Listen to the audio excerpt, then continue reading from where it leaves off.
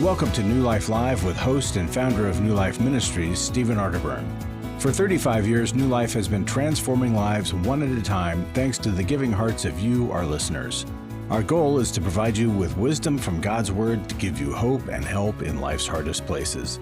If you have a question you'd like to ask today, our phone lines are open. Call 1-800-229-3000. That number again is 1-800-229-3000. Now here's Steve. Hi there. Welcome to New Life Live. Really glad you're with us here today. And are you hearing an echo? Are you guys? No. Good. I am. Yes, I hear your echo. Just heard your echo. Yeah, I'll have our folks come in and they'll take care of that. Anyway, Jim Burns is in the studio. Jim, great to see you. Good to see you, Steve. And then we have Dr. Jill Hubbard is here. Hello, Steve. Happy about that. Jim. Yay. And you know, I know this isn't a prophecy program, but I'd like to talk about end times, okay? Okay. End times. Too many marriages ending. End times. The end of respect for parents. That's what happens. End times. The end of Christian values as a foundation for life. And for many people, the end of real hope. It's not the same kind of culture that we were raised in. Jim, you address this all the time with folks. What is the hope for kids raised in a valueless culture? It's the culture of social media. They're the ones, and everything they say discredits parents, Christianity, tradition, all of that. Well, you're right. I mean, it's a tough time, but there's also some good news in the midst of this. For example, if families have faith conversations in the home, there's a 300% better chance that kids will stay in the faith. So we're all worried about kids leaving the faith, and they are. But if families would simply, and there's two studies on this, Steve, 300% better chance that they would stay in the faith. Yeah. When parents talk to their kids about sex education, there's a much greater chance that kids will be less promiscuous and less confused. So we just have to get the news out that as parents, if we lean into this in a way, we can help them. Social media, we can create a media-safe home, but that takes some energy, and we can't self-soothe. We use the screens today as self-soothing, even little babies, and it works, but it's not good. So parents have to have the discipline. Even Paul said, discipline yourself for the purpose of godliness, and I think it's time for us as parents to say, no, there's some things we can do, and there's all good news if we do it. But if we get lazy, then the culture is going to just eat us up. It is. So, Yeah, Jill, you go ahead, Jill. Well, absolutely. I think there's a polarization that's happening. there We have no in-between anymore. There's no the gradations, right? Where, okay, I'm mad at you, but I'm not cutting you off, right? And now it's this all or nothing. And I think we consume things in sound bites. Now, on social media, we know it hijacks our brain. There are also some good sound bites that we can get depending on what you search for, right? But it's just these little tidbits that doesn't get really strung together in a full motion picture of life, right? Yeah. So we're just living on sound bites, and then this kind of, we get an idea, and it's this all or nothing mentality. Right. And you have to be involved with social media as a parent. You can't. Yes. This is their world. So you have to find apps that might help them with studies or just having fun. Find games you can play with them online. Different things like Game Pigeon. What a fun thing that is. If you've never done that, I can play tennis online with my daughter in California, and I'm in Indiana. Really, Game Pigeon. Huge connection point. We're going to take a break, come right back, and here's the number. If you want to join us today, it's 1-800-229-3000.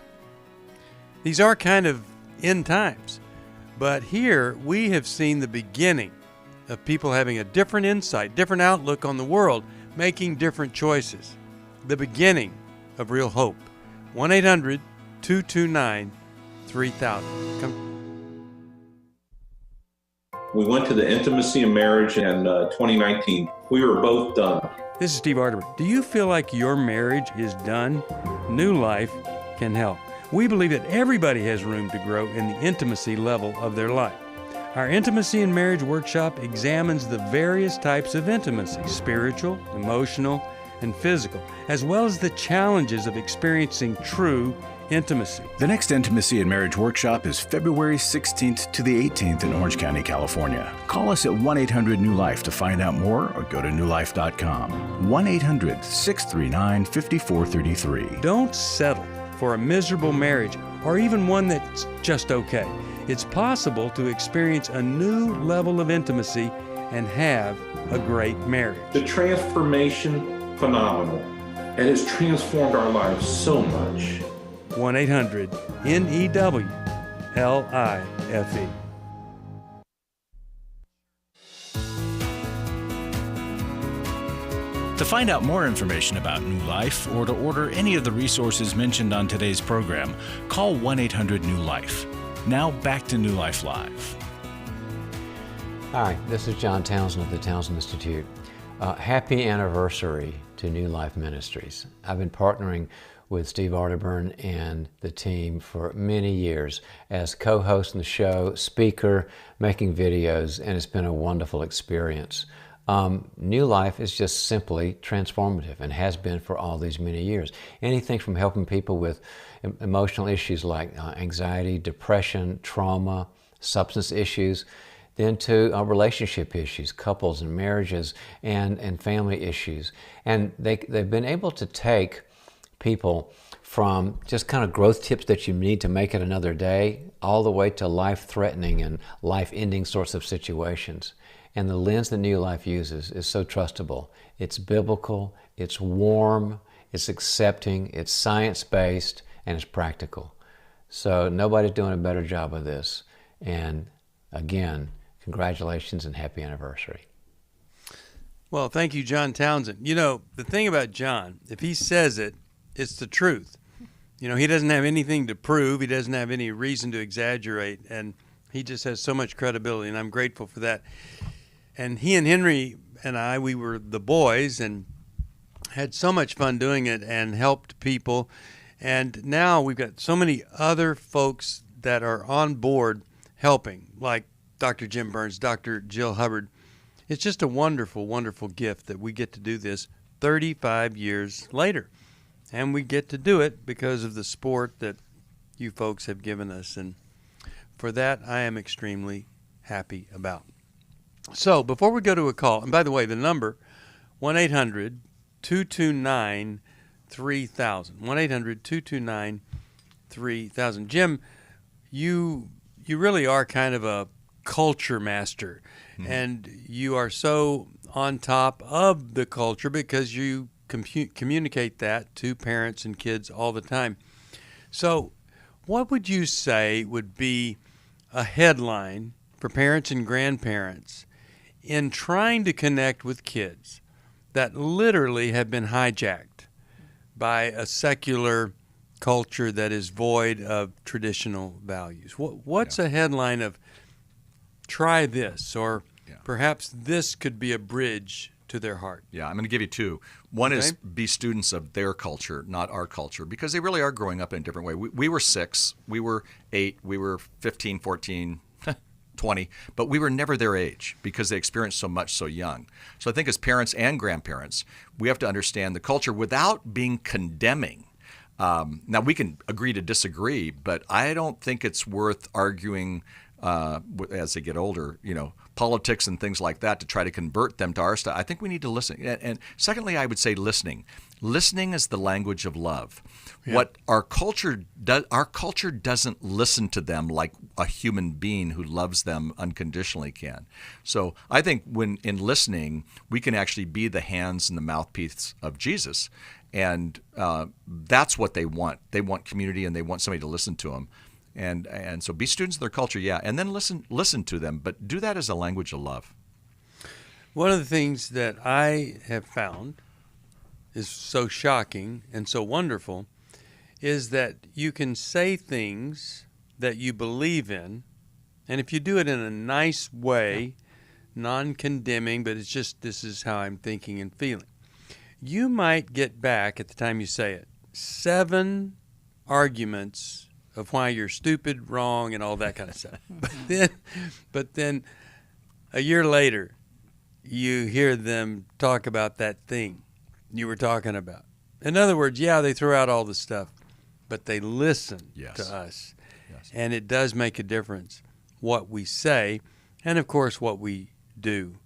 And I just, I think we underestimate the power of our words even when we're disagreed with. They do have power, lasting, staying power. And You're right. And, even in the Bible, the definition of love says, love is patient. Love is kind. And what I heard you just say is we have to be kind. We can disagree with even what's going on in the culture, but if we're kind to our kids and we're kind to people who don't agree with us, that makes a big difference. It goes a long way. And the Bible's clear that we're called to be kind. Even the fruit of the Spirit.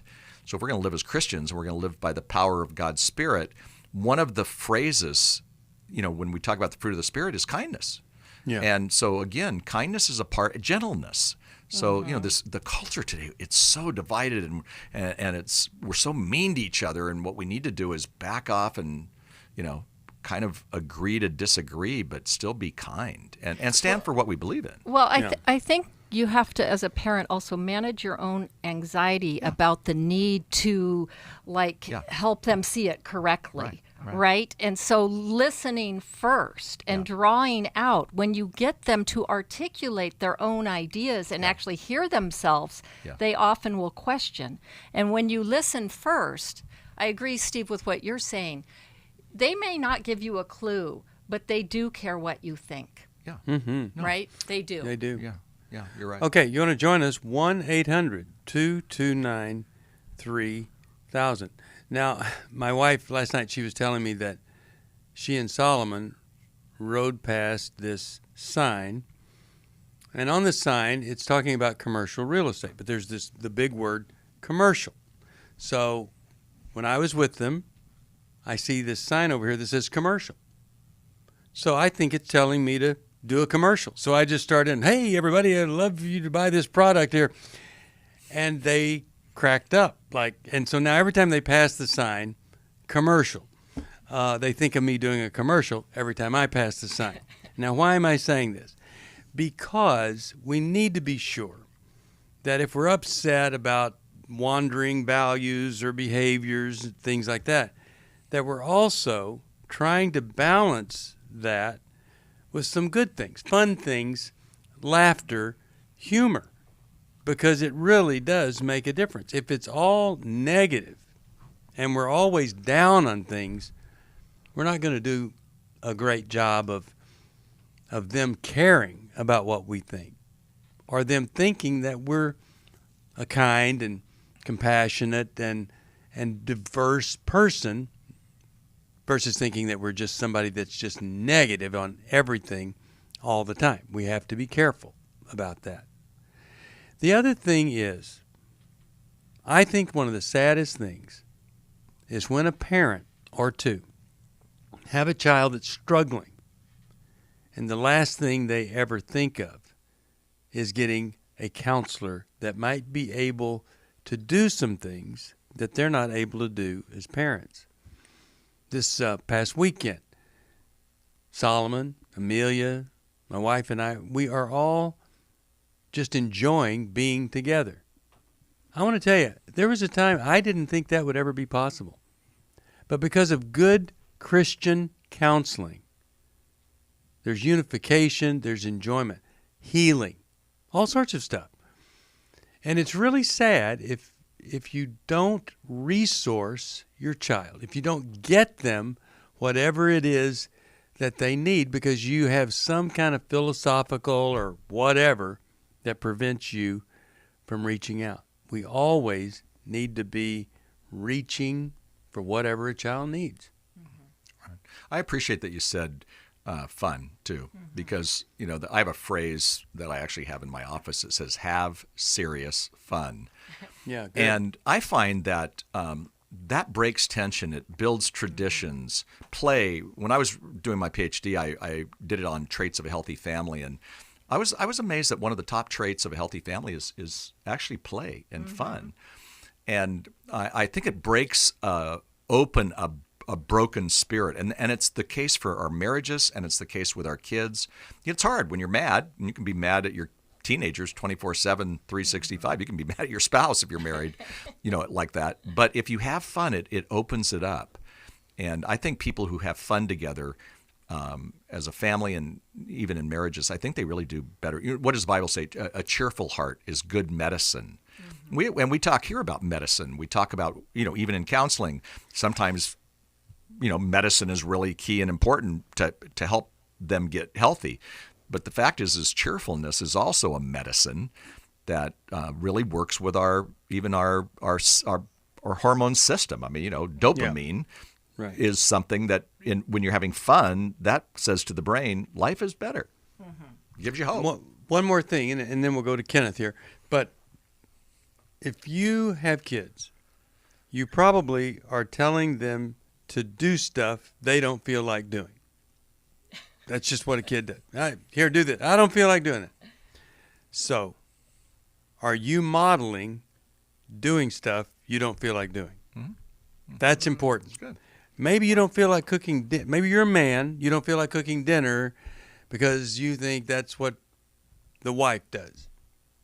Cook dinner when you don't feel like cooking dinner. Don't have her be the person in charge of dinner. Or maybe it's vice versa.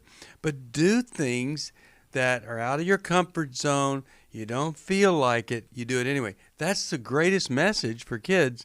Sometimes, or a lot of times, we need to do stuff we don't feel like doing. All right, let's go to Kenneth, Temple, Texas. KBBW is the station. Kenneth, you're on with Dr. Jim Burns and Dr. Jill Hubbard. Steve Arterburn here. How can we help? I have a friend who is in his mid-60s, and he has recently, in the last 3 or 4 years, started abusing alcohol, and his wife is understandably upset.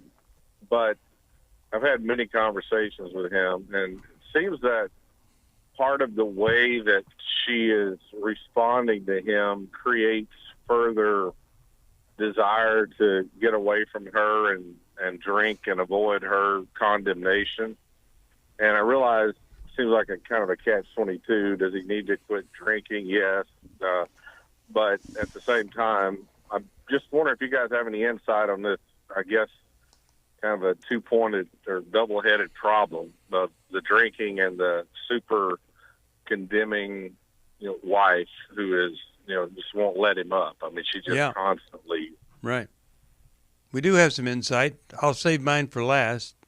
Jim, you're our guest. Why don't you start? What's the insight here? We have a wife that is really negative, and then he uses that as the excuse to go leave and probably do the thing that she's most negative about. Yeah, I mean, and you're right. It's two-pronged, and one person has to take the lead. I think a lot of times, if it's the spouse taking the lead, I would suggest that she go to Al-Anon. Well, exactly. That was my thing. Yeah. Well, the truth is that for years and years, something like an Al-Anon can help give her the tools. She doesn't know the tools. She's panicking and she's angry. I get it. All those are emotions. She's got to learn what's the best way to help him get the help he needs. And you're not going to get it by nagging and being negative Nancy over there. You're going to have to honestly learn those skills. The good news is, Kenneth, the skills can be not only given to her, but can be taught and can be, if she accepts that, there's a much greater chance that he's going to do better. Now, you can't put all the blame on her. So at the same time, he needs to go get his help. I mean, there's a meeting where one goes to Al-Anon and one goes to, AA or Celebrate Recovery or whatever it might be.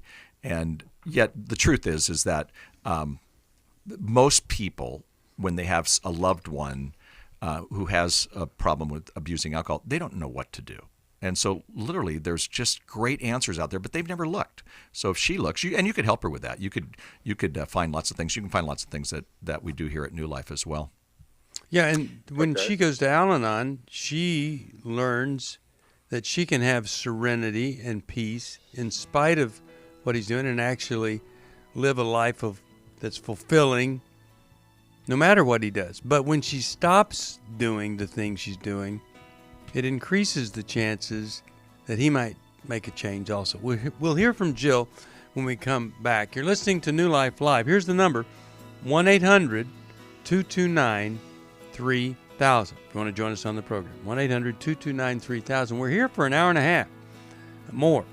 And so we'd love to talk with you, give you everything we've got to try to improve your situation.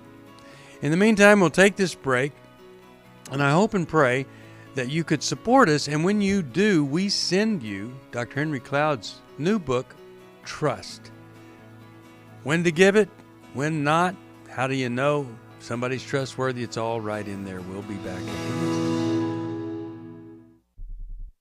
Hi, this is Steve Arterburn from New Life Live, and Chris Williams and I are doing the Emotional Freedom Workshop. I don't know of anybody that wouldn't benefit from emotional freedom. We're all bound or stuck or struggling in some area.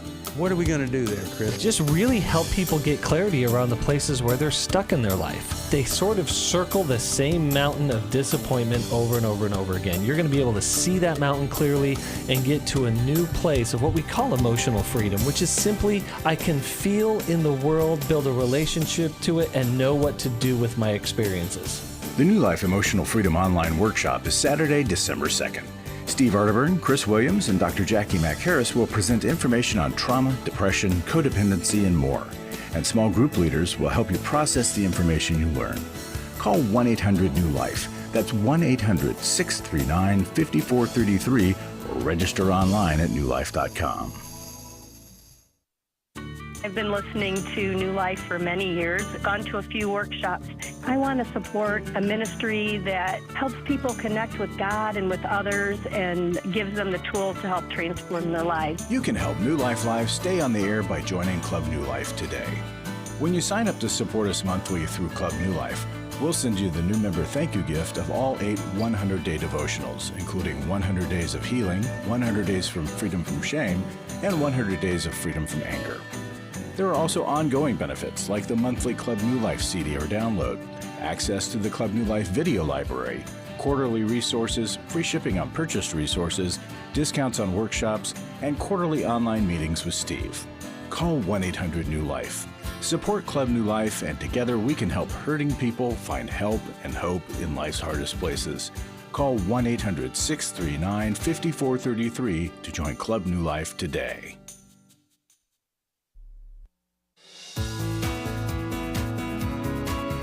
We'd love to hear from you. If you have a question or a comment, call toll-free 1-800-229-3000. Now back to New Life Live. We are back. Steve Arterburn here, Dr. Jill Hubbard, Jim Burns, and we're talking about someone concerned, got an alcohol-abusing husband, and a wife that is so angry, upset, that she provides excuses for him to go and drink. Jill, what are you thinking here? Well, I think that he's using her as an excuse. Well, sure. To drink, right? Because we know relationships, they're co-created, right? You each have your own stuff, but then there's the life of the relationship. And over time, I would imagine, like Kenneth, you've said that he started abusing more recently. I would imagine his avoidant behavior has been over the long haul. It's been over a long period of time, and it didn't just start with the abuse of the alcohol. And so it's been building. And to be on the receiving end of somebody who's highly avoidant, it makes you angry. Yeah. So over time, women do get angry. And we know that women try to, in a sense, criticize a relationship back into health, right? Because by pointing out what's wrong, we think, oh, you'll see it, and then you'll fix it, right? It doesn't work. Well, it doesn't work. So it's a trap that they both get in, because the more she's upset, the more he avoids, and the more he avoids, the more upset she is. Go ahead. The research shows, and there's at least one that showed this that I read, but when you criticize a person hoping that that's going to make a difference. What it actually does, it makes it worse, because the person's tendency is dig in their heels and defend why they did something that was worthy of your criticism. Just natural. It's human nature. You criticize me on this, I'm going to give you a reason that happened, and I'm going to try to convince you that your criticism is wrong, until you do it so much that I just shut down because I feel so horrible about me and so horrible about you. I mean, really, there is no benefit to criticism. So if I was talking with her, I'd say, well, yeah, you could continue to do that, or you could do this. You could get in the car, and as you're leaving, tell him you're going to a meeting of spouses where a person has an alcohol problem and won't do one thing about it. Get in the car and leave. Then, if you'll go to that meeting until you actually don't hate going to those meetings, things will happen. And you work the steps that he needs to be working. And what's that? Well, that's just saying, I can't control him. I can't change him. I don't have that power. God does. And I think God can take care of him. And I'm going to let God take care of him. I'm going to go to work on me. And when that happens, it's a different world. And there's more hope that way than you'll ever find in trying to nag or complain somebody into being a different person. Kenneth, you're the friend. If I were you, well, what about this? What about saying to him, hey, Bob, I see you drinking. I know you know it's a problem. How about going to this recovery meeting with me that's open to people that don't even admit they have a problem? They have a speaker that comes in and gives a talk about their life. But what about that? What about or better yet, Bob, I'm going to pick you up at 6:30 p.m. Yes. and we're going to go to this meeting together. Yeah. Because it's really scary for alcoholics to show up, especially the first time. Yeah. But if you have someone that will actually go with you, it makes a difference. He So actually that's something. has been going to AA. Okay. Has he? Good. But he's still drinking. Well, it's getting better, but Okay. it's what's really eating him is that it seems like no matter how hard he works at it, it just never is enough. It just it's never, he's not working hard enough, and the reminders of but what you did last month or 2 months ago, and it's just like he can't get up. Oh, okay, but again, it's like, okay, he started to do something different, and most people in his shoes want a lot of praise for that. Where she's been living with this for a long time, she doesn't trust it yet. And so he needs to, instead of pulling back and seeing, oh, poor me, he needs to lean into her and say, you're right, but I'm going to keep doing it every day. And lean into her. What are you needing? And care about her feelings a little bit, right? And it takes a while. It takes time. But over time, she'll start to trust that he's different. But she's protecting herself. In a weird way, she is showing that she still loves this guy. Yeah, absolutely. Otherwise, you reach a point where you say, dude, I don't care what you do. It doesn't even affect you. The opposite of love is indifference, not anger. So I would encourage him to do what he needs to do so that in 6 months she's not reminding him of what he did today. That he starts to develop a different kind of memory pattern for her where she can remember more good days than bad days. But really all of this involves surrender. He really hasn't surrendered the drinking, the relationship to the Lord, and she sure hasn't surrendered to the Lord either. But when we reach that point where we can say to God, God, I have an extreme limitation. You do not. I need your help, that makes all the difference in the world. For most of my life, I've been dealing with an opiate addiction. Why is opioid addiction quickly becoming one of our nation's biggest killers? Maybe it's because it isn't only those who are addicted who are in denial. We did what I see so many parents do, is it can't be an addiction. There's something medically wrong. It's impossible to solve a problem when you don't know what you're up against, and families will try to find any explanation except the one that will put them on the right path. Alcoholism and drug addiction is a family disease. It doesn't affect just the individual. If someone you love is abusing painkillers, know what you're up against. It's time to admit it's addiction and seek treatment. Call us today at 1-800-NEW-LIFE. We have Christ-centered partner treatment centers around the country. Call 1-800-639-5433 or visit us online at newlife.com. We just made a decision. We will do whatever it takes. 1-800-NEW-LIFE. Chris Williams on coaching. Oftentimes I get asked, what is the difference between therapy and coaching? The biggest difference between the two is that a therapist is going to be looking for a diagnosable mental health condition, whereas a coach is going to look at a particular issue and help a person work through that. If you need a coach, call New Life today and ask about the New Life Coaching Network. Our coaches have been trained and screened with the same intensive process we use for our network counselors. If you're looking at an issue in your life that you just kind of want to change, whether it be your weight or leadership or other areas of behavioral patterns, check out coaching. There can be some really, really helpful things for you. Take control of your life and take action to achieve your goals. Call 1-800-NEW-LIFE. That's 1-800-639-5433 and talk to us about getting a New Life coach. 1-800-NEW-LIFE.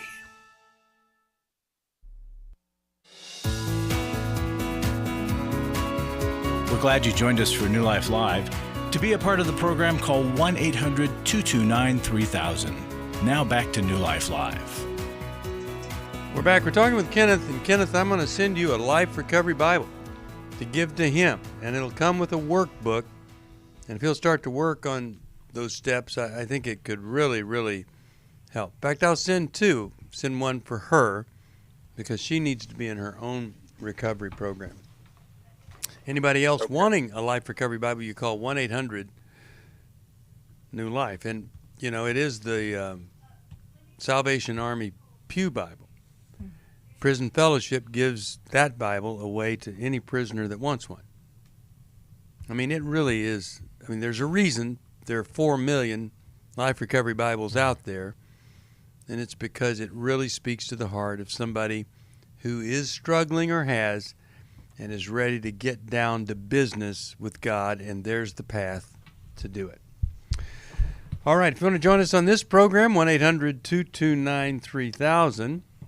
We're going to go to Alexia in just a minute, but first, Larry Sonnenberg has come into the studio. That's why, if you're watching on YouTube, the lighting just went so bright because he came in. And Larry, what do you have for us today here? Steve, the last Every Man's Battle of the Year is coming up. December 1st to 3rd in Dallas, Texas. Yep. And this is a testimony I want to read that's different than most.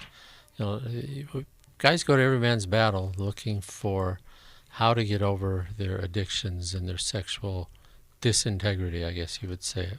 But I want you to listen to what this guy really got. This was a powerful workshop. It brings new perspective to the causes and triggers for sexual addiction. During this workshop, I was able to learn to forgive my dad for his attempted suicide when I was 15 years old that changed my life from that point forward. I was also able to forgive my mother for years and years of prescription drug addiction that led to her early death. I now need to ask forgiveness from my wife for all the pain and grief my addiction and behaviors have caused her. Thank you, New Life. You know, the roots of what guys have in their lives that cause them to look for comfort, and their drug of choice is sex. And this guy discovered there's a lot of unforgiveness. And I just love that this workshop is not just how to change my behavior other than getting to the root of the problem so you understand why it is you do what you do. And so I want to encourage you guys. It's the last one of the year, Dallas, Texas, coming up, and you don't want to miss it. Do it before Christmas. Give your family a Christmas present. And if you need a scholarship, if you're just money is an issue, please tell the people you call about that, and they can help you get a scholarship. We have money. We're raising money more for it right now. And if you're thinking of giving money to New Life this year end, please do that now. And if you want to give some to scholarship, that'd be great too. Well, I think it's what you said about behavior. It's really important that, yeah, we want people to change what they do, but before that happens, we'd really like them to change their heart. There you go. So that whatever behavior change is a reflection of the heart, not just I learned to do something different. So it's the same way with giving. If you just decide, okay, well, I'm going to give.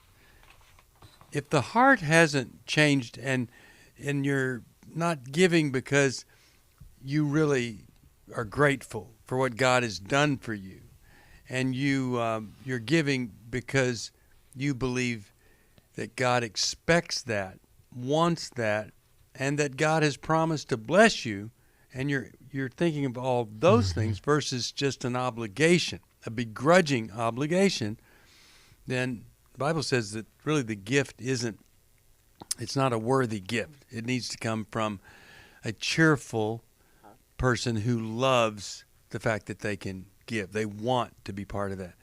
So here, transformation ministry, it's all about the heart, not just about the behavior. It all works together, and we'd love for you to give. And so if you feel like giving, or maybe it's the scholarship or whatever, you can actually do that pretty easily. You can text NLM to this number, 28950. 28950. The letters NLM 28950. And give anything else and we'll send you Henry Cloud's book, Trust. Anything else you'd like to add, Larry? No, I just love what you said about the heart, Steve. And we have examples and testimonies in a letter we're going to be sending that talks about people whose heart made all the difference in their decision to give. Mm-hmm. Anywhere from the guy that gave his last $7.50 that he had to somebody that's given hundreds of thousands of dollars. And it's a heart thing. It's not the money. It's not the amount. It's the heart. And that's what we love. Yeah. The Bible tells us to break up that hard ground of the heart. Yeah. So thank you so much, everybody who is giving. Thank you, Larry. All right, let's go to our next caller here.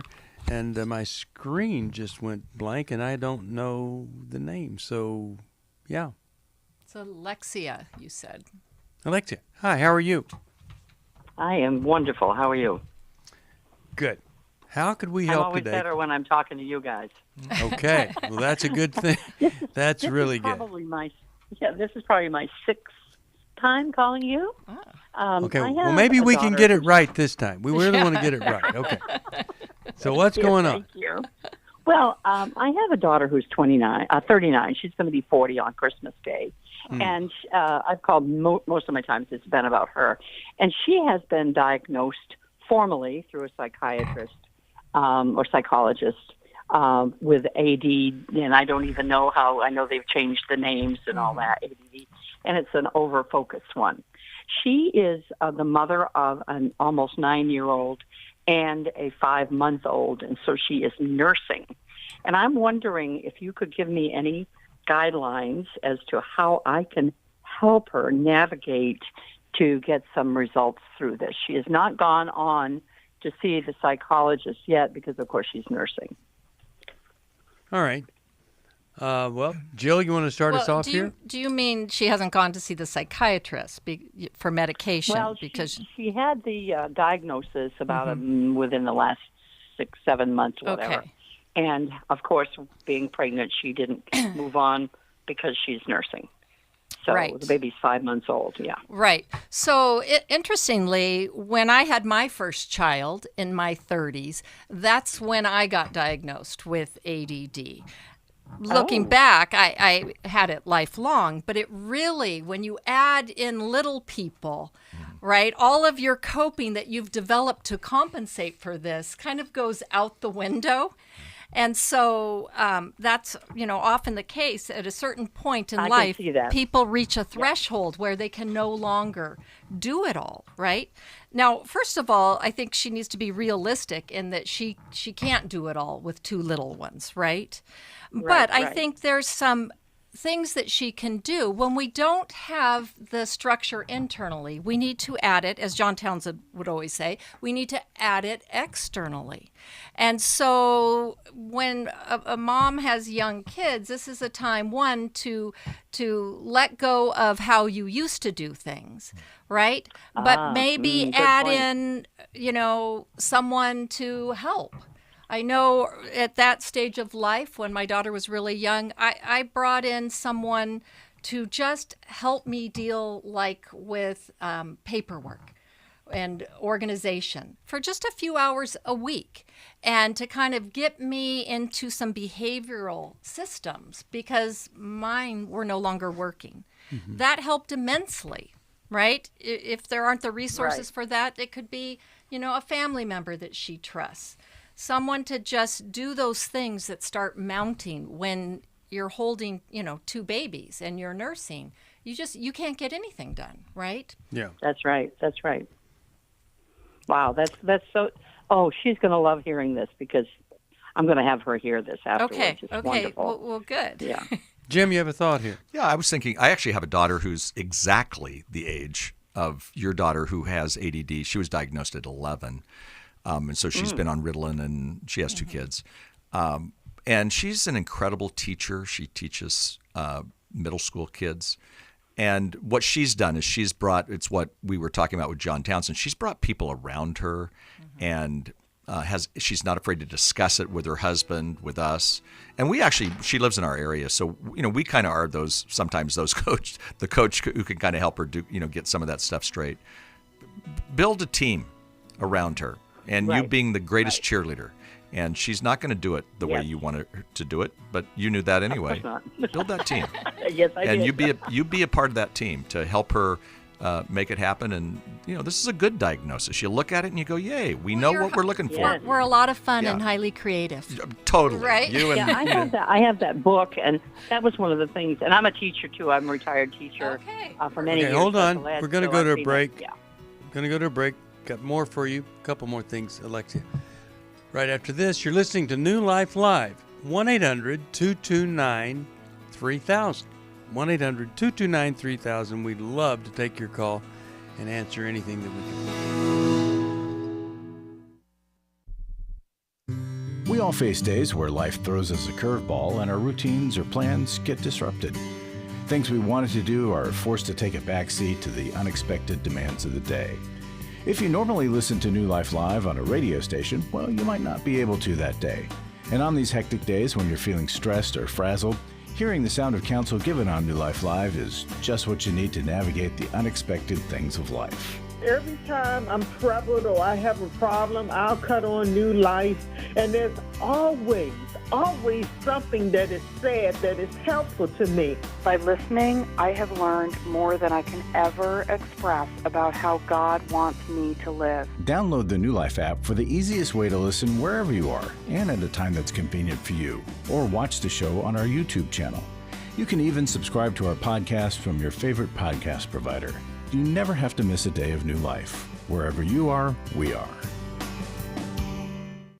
I was sort of vaguely familiar that the 12 steps had some origination in the Bible. I found Life Recovery, and one of the things I liked so much was that it had such a broad appeal. It wasn't limited to just alcohol or drugs, that it was addressing a wide range of problems. At New Life, we believe everyone can benefit from a life recovery experience. There are life recovery groups all over the country. They take place online, in conference calls, and in person. And if there isn't one in your area, we can help you start one. We have startup materials, leaders' guides, CDs, Bibles, and more, all with discounts available for groups. Call us at 1-800-NEW-LIFE and ask for Terry Ward. The 12 steps have long been a great help to people in recovery because much of the 12 steps' power comes from the fact that they capture principles clearly revealed in the Bible. The 12 steps is really a pattern for all of us as Christians. Call 1-800-NEW-LIFE. That's 1-800-639-5433.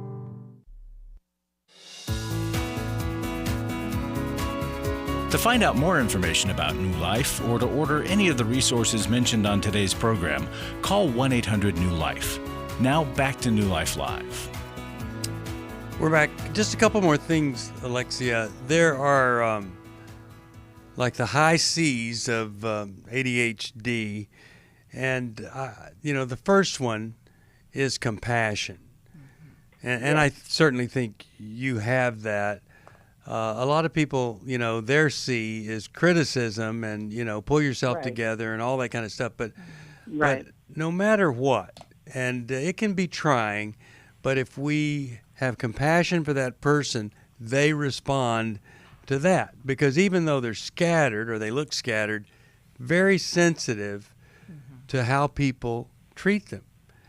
And then the other thing, another C, I think, it isn't just compassion, but it's kind of, you could say, collaboration. So you find some areas maybe you could help with. Maybe they need help in developing a to-do list system or, whatever. Or they need you to come by or be on the phone 30 minutes every week, Sunday evening, to kind of help plan what the next week is going to be. Something in there. And so you're just kind of, you have your eyes open and ears open to what you might do, and you ask them, is there anything I could do? Right. Okay. ADHD people are not very consistent. At least this one isn't. I have the best intentions, and I am really good at doing whatever I set out to do for at least 24 hours. So I think you'd say the same thing. yeah. So you want to be consistent in the absence of her consistency. Right. Always reliable, person of your word, showing up or doing whatever you say. And then the last C I'll give you is just the celebration. Trying to celebrate, minor victories. Such as when she tells you, this happened, I was so surprised that I came through, or I went to see this doctor, took the medication, and it really did help. So you're just looking at things to affirm her and celebrate the little victories there. That's my 2 cents. Steve, everything you just said is also for her. She needs some self-compassion versus self-condemnation, right? Because you just constantly feel like you can't keep up, and it can be very self-condemning, right? That it's okay to collaborate. You're not supposed to be able to do it all by yourself. And someone who's over-focused can get into that more, obsessive compulsive side and perfectionism. And that's where, prioritizing is really important. You don't get these years back with the little ones. And that's her main priority. And everything else must be secondary. And the people in her life must understand that, including herself. And that's wonderful. I'll just say this. In my world, the most painful thing is, one of the great sayings, I think it's Bill W. saying, acceptance is the answer to all my problems today. We're told to accept each other, but when it's not acceptance, it's just tolerating. Oh, that's painful. When you sense that somebody's just learning to tolerate you versus accept you and appreciate, like Jill was saying, the creativity, the different things that come with this. I have a daughter who is very much like her dad, ADHD, and I tell her all the time, this is the greatest thing you could ever have if you learn to manage it and use it. A person with ADHD that becomes an accountant, probably not a good good thing to do here because you need to be able to do other things that aren't in columns. So if you can direct and guide and help her appreciate things about herself, that is pretty powerful. I do have a book, Understanding and Loving Your Person there with ADHD. I'll send that to you. Okay. I won't send that one then. What I will send you is the one, Your Bible for Women, that my wife did all the collaborating and the commentary on, and I think you'll enjoy that. Well, we're just about out of time, and I would go to Mary, but I don't have time to go to Mary. So if you hold on, you can be first up on our next program, Mary. We're going to do it in about, it's 10 minutes from now. In the meantime, 1-800-229-3000. If there is an issue that you want to discuss, well, we start up another program in just a bit, and we'd love to have you on. 1-800-229-3000. I want to encourage you to consider what you're going to do about year-end giving. And I'm just wondering if your giving is a giving because you feel obligated, or is what you give, it's like leftovers. It's just you go spend everything you want to spend, and if there's anything left over, you give. And those kinds of giving are very different than the kind of giving that the Lord tells us to test Him over. In Malachi, he says right there, try me, test me in this, that if you give, you will receive so many blessings. Yesterday, I told the folks, I watched 50 video clips of ministers manipulating people into giving, telling them things, give this $1,000 and you're going to have more financial blessing back. And showing the lifestyles of the people that were asking people to give. And it was just so sad. Someone asked, does it bother you that you just told somebody that's having a hard time feeding their children to give you $1,000, and some, because they believe in you, are going to do it, and their children are going to go hungry, and they're not going to get money back, because that's never a promise in the Bible. Do you feel bad about that? No, I don't feel bad about that at all. It's horrible. So I'm not trying to do anything but to say this, not manipulate you into giving, but to give with the right heart. The right heart is, I have been so blessed by God. I want to step out in faith beyond what I normally do. I want to take a step of faith. And then I want to watch what God does with that in impacting others' lives and the blessings that He promises. And I forget which translation it is, but the blessings are like double dog. I'm not kidding. Maybe triple dog blessings, because the God of the universe wants us to live the life that is abundant and fulfilled. It wants to wring out every bit of potential for us and give us the things that we really need and out of a pure heart long for. But we have to step out in faith first. If you never do that, I mean, a ridiculous thing to do something, there's nothing but faith as the substance. And then the blessing comes. Faith is the evidence of things hoped for. Well, how does that even make sense? It makes sense that when you act out in faith, that's when the evidence shows up. You never do it, you never get to see that evidence that God wants you to see. So I want to challenge you as you come to year end. What kind of heart will you give with? Be sure it's a generous, grateful, faith-filled heart. 1-800-229-3000 for the next show. Listening. We hope this program has helped you by giving you insights for handling the challenges you face in your life. We want you to know that we're here for you, but you also need to know that New Life Live is a listener-supported ministry. To make your donation or to get any of the resources mentioned on today's program, call 1-800-NEW-LIFE. That's 1-800-639-5433, or write to us at New Life Ministries, P.O. Box 1029, Lake Forest, California, 92609. Please join us again tomorrow for New Life Live.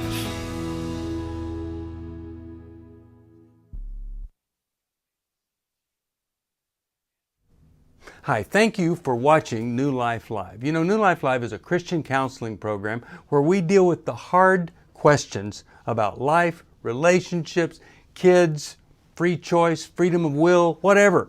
It's all right there on New Life Live every day, every weekday, 1 p.m. Eastern, 10 a.m. Pacific.